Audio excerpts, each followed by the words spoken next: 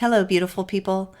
I hope that wherever you are in the world, that you are doing well and that you are taking care of yourselves. I'm Chris Danker, and this is Let the Adventure Begin.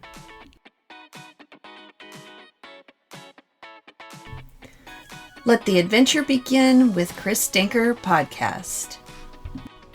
Hey, welcome to this week's episode of the podcast. I want to share something with you. I wrote a book. It's true. I self-published a book of essays on Amazon in May of 2019. So it's been a little while. And this episode is about sharing a little about the book that I wrote, why I did it, and challenging you in maybe a different way than I've done before on this podcast. And honestly, no, the challenge is not for you to write a book unless, of course, you want to. So I wrote a book because it's something that I had always wanted to do for I don't know, for a long time. I'd wanted to write a book. I had written a column called Get To It that was published in a newspaper twice a month, and I had done this for 2 years. The topics were about health and wellness, much like I talk about on this podcast, dealing with our physical, intellectual, emotional, and spiritual health and well-being and our adventures dealing with those 4 areas. And so I wrote this book called Slices of Life from the Little Blue Desk, and I want to share one of the pieces that made it into the book.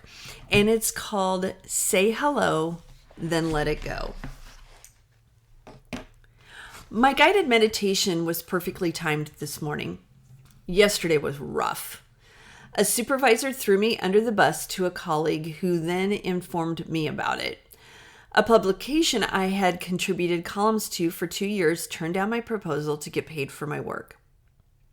One happened at the beginning of the day and the other happened at the end. I was dejected, rejected, and beaten down. And honestly, that had not happened in quite some time. And even though I was pretty down, it was also beneficial for me. It took me a bit to get to that realization, though. Sometimes it's tough to see the benefits when we feel our self-worth plummet. And then my guided meditation happened. Sometimes there is an elephant in the room. It might say, hello, but you don't have to allow it to take you for a ride. So when I felt down, I was wallowing in my own self-pity. I was having quite a party for myself, and I couldn't get past it, and it continued to wear on me.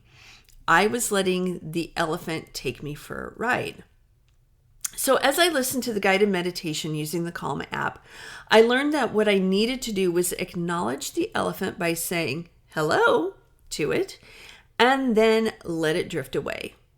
Instead of jumping on for a ride and holding on to my self-pity, it would have been so much better for me to accept what happened, to take a deep breath, and to move on. In the big picture, the 2 bumps in the road I experienced weren't the end of the world. They weren't devastating. They were put in my path to teach me 2 lessons. The first is that people are people, and they're going to disappoint you if you let them. Rather than having expectations for how I think people should operate, I can control what I can control. And that is myself and myself only, and how I react to situations. The second is that it's important to take risks. When I put the proposal together to be paid for my writing contributions, there was a chance it would be rejected.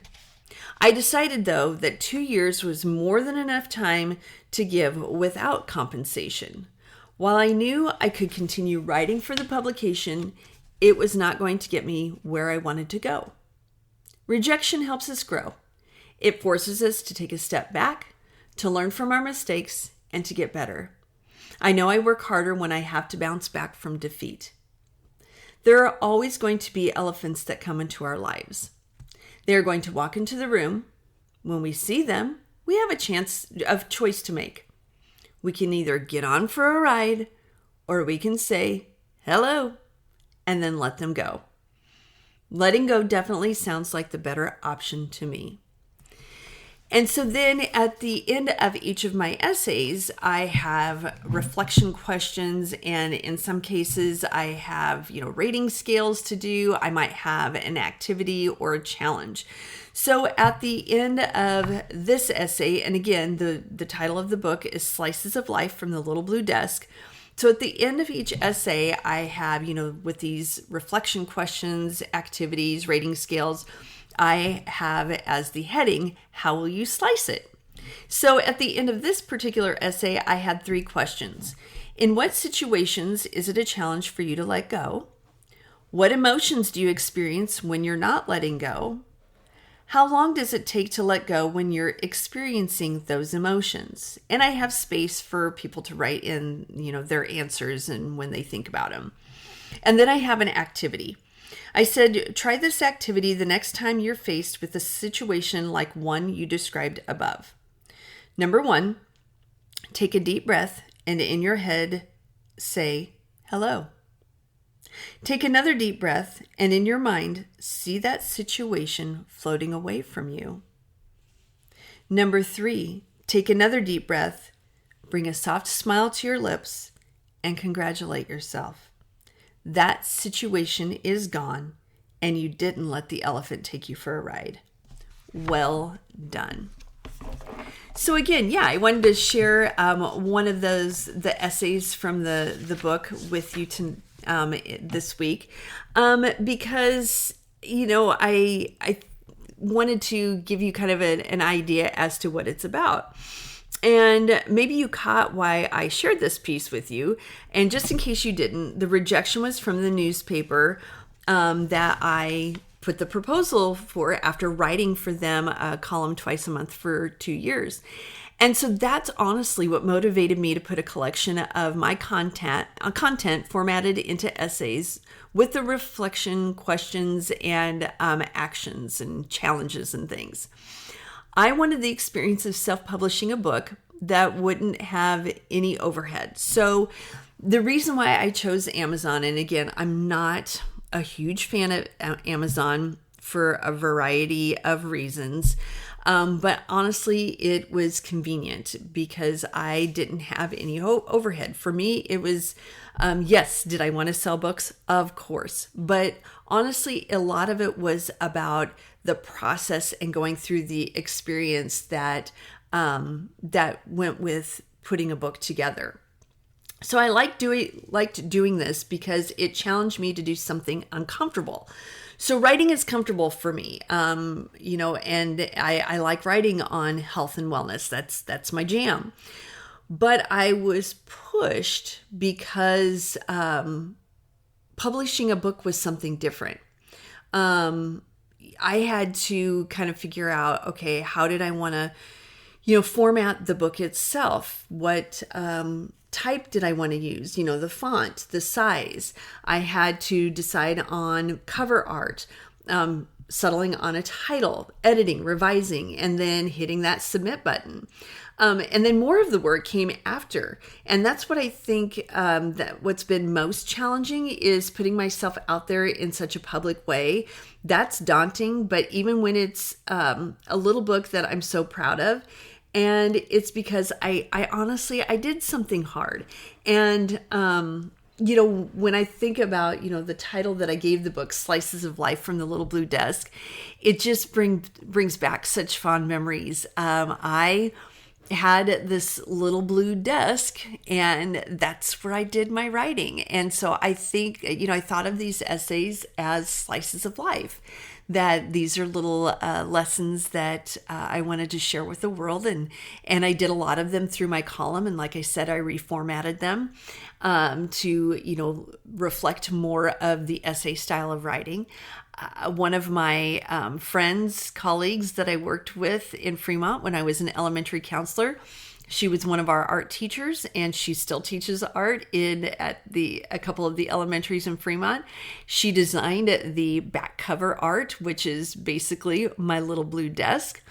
And then I have another friend who she and I were both elementary counselors at the time, and she is now a high school counselor in Fremont.